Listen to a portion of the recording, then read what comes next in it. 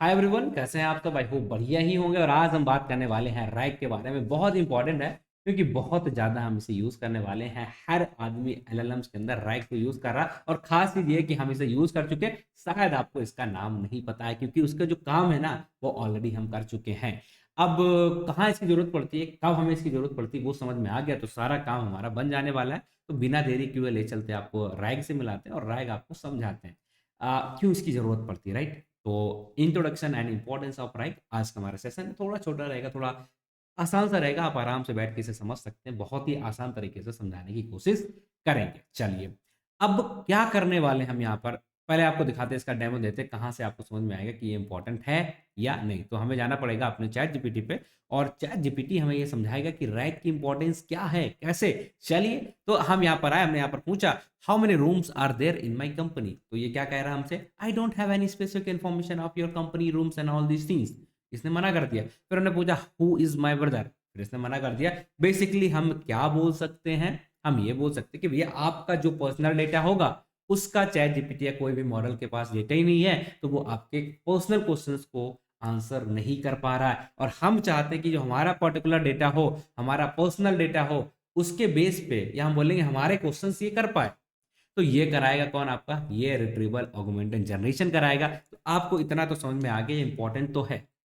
आपके डेटा के ऊपर अगर आप चाहते हो आंसर करे आपका चैट जीपीटी, तो आपको क्या करना पड़ेगा? उसके लिए रैग का यूज करना पड़ेगा। और भी टेक्निक्स हैं, फाइन ट्यूनिंग भी होती है, उससे कंफ्यूज ना हो। अगले क्लास में आपको फाइन ट्यूनिंग रैग में क्या डिफरेंस है वो बताएंगे, बट अभी समझाते हैं इसका यूज। ठीक है, तो इसमें अगर हमने और कुछ डाल देता, like how many bikes do I have, ठीक है, हमने यहाँ पर डाल दिया है how many bikes do I have. ठीक है, ये मैंने डाल दिया, सपोज ये मैंने डाल दिया। तो क्या करेगा? आई don't have a number of bikes, but तुम्हारी बाइक है, हमें कैसे पता? क्यों? क्योंकि इसके पास वो डेटा ही नहीं है। क्या वो आंसर कर पाएगा? आप कहोगे बिल्कुल नहीं कर पाएगा। तो बस यहीं पे फेल हो गया हमारा चैट जीपीटी। पर्सनल डेटा पे काम नहीं कर पा रहा है, नहीं कर पा रहा, तो अब हमें यूज करना पड़ेगा कोई तरीका। उस तरीके का नाम देते हैं हम रैग। ठीक है, समझते हैं थोड़ा सा। आपको डायग्राम वगैरह बनाते हैं तो चीजें आपको थोड़ी ज्यादा क्लियर होंगी। लेट्स सपोज हमारे पास क्या था, ये है एक एलएलएम मॉडल, और हमने क्या करना है भाई, इससे क्या करते हैं हम?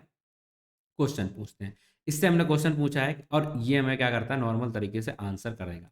बट अगर हमने इससे क्वेश्चन पूछ दिया अपना पर्सनल, हमने क्वेश्चन कैसा पूछ दिया इससे? पर्सनल, जिसके पास इसके जिस डेटा का इसके पास एक्सेस नहीं था, ऐसा कोई क्वेश्चन हमने इससे पूछ दिया। अब ये क्या कर देगा? ये हमें साफ मना कर देगा। क्या करेगा? आंसर नहीं मिलेगा। नहीं मिलेगा क्यों? क्योंकि मेरे पास डेटा नहीं, ये तो हमने देखा। तो अब हम क्या चाहते हैं कि अगर ये आंसर नहीं कर पा रहा, हम चाहते हैं क्या कि हम अगर इससे पर्सनल क्वेश्चन पूछें, हम इससे पर्सनल क्वेश्चन पूछें। ठीक है,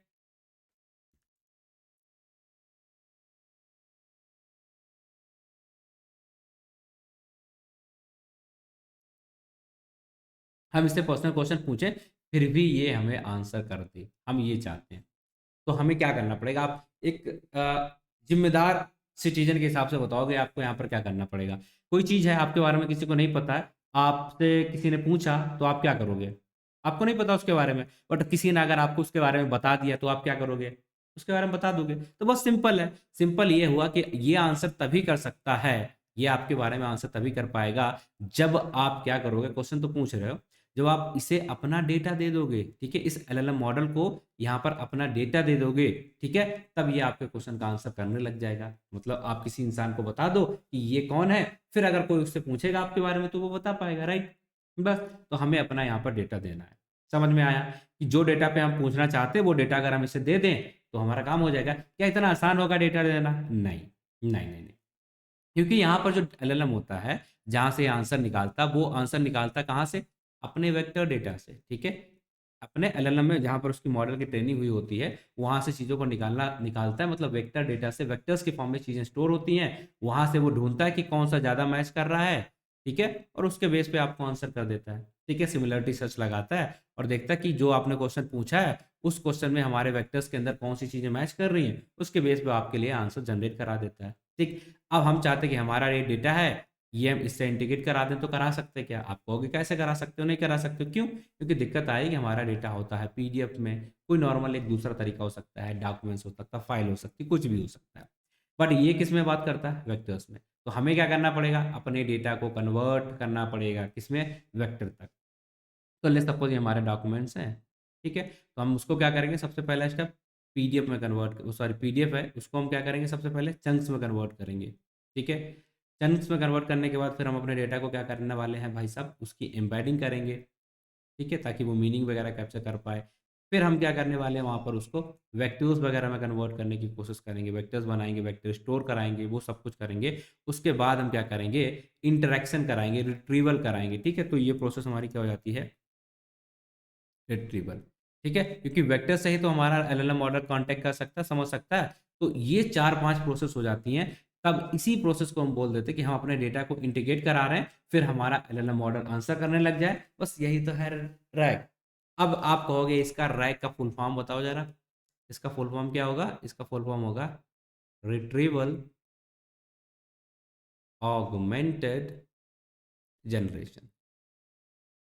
मतलब जनरेशन तो हम कर रहे हैं, डायरेक्टली नहीं कर सकते। कैसा, रिट्रीव करके हम जनरेशन करा रहे हैं, हम अपने तरफ से जनरेशन नहीं करा रहे हैं, रिट्रीव कर रहे हैं। क्या रिट्रीव कर रहे हैं कि आपका जो डेटा है ना, उससे चीजों को हम रिट्रीव करा रहे हैं। ठीक है, जो आपने डेटा हमसे ऐड कर दिया है मॉडल के साथ, ये एलएलएम है और ये आपका डेटा है, तो आपने जो हमसे इंटीग्रेट करा दिया, उससे हम क्या करें, यहाँ पर क्वेश्चन लेके आए हम।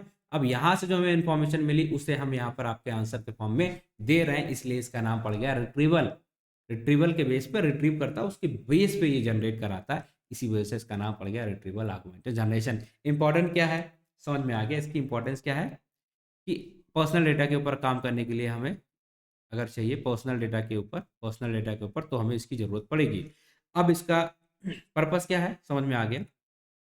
अब इसमें नीड क्या थी, हमारी नीड ये थी कि डेटा को इंटीग्रेट कराना। ठीक है, हमें अपना पर्सनल डेटा इससे इंटीग्रेट कराना पड़ेगा, इंटीग्रेट कराना पड़ेगा अपने मॉडल्स के साथ। ठीक है, ये नीड है। अब ये डेटा नीड कराना अगर हमें सीख गए तो मतलब हम अपना रैग बनाना सीख गए। ठीक है, अब अगर आप ये देखोगे तो यहाँ पर यही लिखा है, बेसिक रैग पाइपलाइन के अंदर ये इंजेक्शन होता है। इंजेक्शन के अंदर डॉक्यूमेंट होते हैं, आपको उसको आप चंक्स में कन्वर्ट करते हैं, फिर एम्बेडिंग कराओगे, फिर आप उसका इंडेक्स मतलब वेक्टर्स के फॉर्म में स्टोर करा दोगे। उसके बाद कहीं जाके आपका काम होगा। ये आपने स्टेप कर लिया अपने डेटा के साथ। अब यहाँ पर आप क्वेरी पूछोगे। ठीक है, तो जैसे आप क्वेरी पूछोगे तो आपके डेटा जो इंडेक्स है इसके साथ वो इंटीग्रेट करेगा, वो इंटरेक्ट करेगा। उसके बाद ये आपके उसमें से जो बेस्ट आंसर उसे मिलेगा उसको निकालेगा, फिर एलएलएम को देगा, फिर एलएलएम वहां से जनरेशन वाला प्रोसेस, रिस्पॉन्स देने वाला प्रोसेस करेगा। तो ये टोटल हो गया हमारा रैग का बेसिक सा पाइप। इतना समझ में आया? आई बिलीव ये आपको समझ में आया होगा और यही है हमारा रैग। आई बिलीव कि हमने जितने भी प्रोजेक्ट किए हैं उन सारे प्रोजेक्ट्स में हमने बहुत बार इसको यूज़ किया होगा। हमने रिट्रीवल भी किया, हमने चंक्स भी किया। कि आपको ध्यान है क्या कि कभी-कभी हम पीडीएफ के बेस पे आंसर्स कर रहे होते थे कुछ प्रोजेक्ट्स के अंदर? आप कहोगे बिल्कुल ध्यान है। हम अगली क्लास में आपको प्रैक्टिकल इसका करके दिखाने वाले हैं कि किस तरीके से प्रैक्टिकली रैग हमारा काम करता है। उसके बाद एक छोटा-सा इसमें प्रोजेक्ट भी करेंगे। बट एक दिक्कत और आती है, क्या?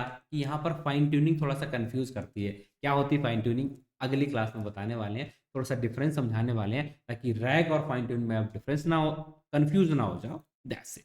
ठीक है? तो चलिए रैग क्या है समझ में आया है, उसका बेसिक आर्किटेक्चर क्या है समझ में आ गया होगा। अब क्या है, क्या इसे हम यूज़ करते हैं, वो सब कुछ हम आपको यहाँ पर बताने वाले हैं। ठीक है, तो हम पहले डेटा को प्रिपेयर करते हैं, डेटा कलेक्शन करना होता है, क्लीनिंग करनी है, टेक्स्ट जनरेशन करना होता है, फिर हम एम्बेडिंग करते हैं उसका, फिर हम रैग का इम्प्लीमेंटेशन करते हैं, डेटा को रिट्रीव करता है, इसलिए इसका नाम पड़ गया डॉक्यूमेंट रिट्रीवर। तो एप्लीकेशन इसका कहाँ पर हम यूज़ करेंगे? इंटेलिजेंट क्वेश्चन आंसरिंग करनी है कि पर्टिकुलर सही आंसर करे तो उसकी जगह पे इसे यूज़ करेंगे। डॉक्यूमेंट समराइजेशन करना है तो डॉक्यूमेंट दोगे ना तब तो समराइज करेगा, वहाँ पर इसे यूज़ करवाएंगे। टारगेट इन्फॉर्मेशन एक्सट्रैक्ट करना है तो उसकी जगह पे आपको रैग यूज़ करना पड़ेगा। नॉलेज बेस्ड कॉम्पिटिशन करना है उसकी बेस पे आपको रैग का यूज़ करना पड़ेगा। तो उसके मल्टीपल यूज़ केसेस तो हैं। इंपॉर्टेंट समझ में आ गई, नीड समझ में आ गई, बस अगली क्लास में ये सारी चीज़ें करके देखेंगे। So that's it for today. बाकी मिलते हैं आपसे अगली वीडियो में और देखते हैं रैग और फाइन ट्यूनिंग में क्या डिफरेंस है। अगली क्लास में आपको मिलते हैं। Thank you for watching the video. मिलते हैं आपसे अगली वीडियो में। अगर आपको कोई डाउट आ रहा, परेशानी आ रही, समस्या आ रही तो क्या करना है, बस आपको जाना है लिंक्डइन पे जाके मैसेज कर देना है मुझे, ये है मेरी प्रोफाइल, या आप डायरेक्टली यहाँ पर जाके कमेंट में लर्निंग लॉजिक पे जाएँ एंड कमेंट करके मुझे बता दें कि मुझे ये दिक्कत आ रही, ये समस्या आ रही।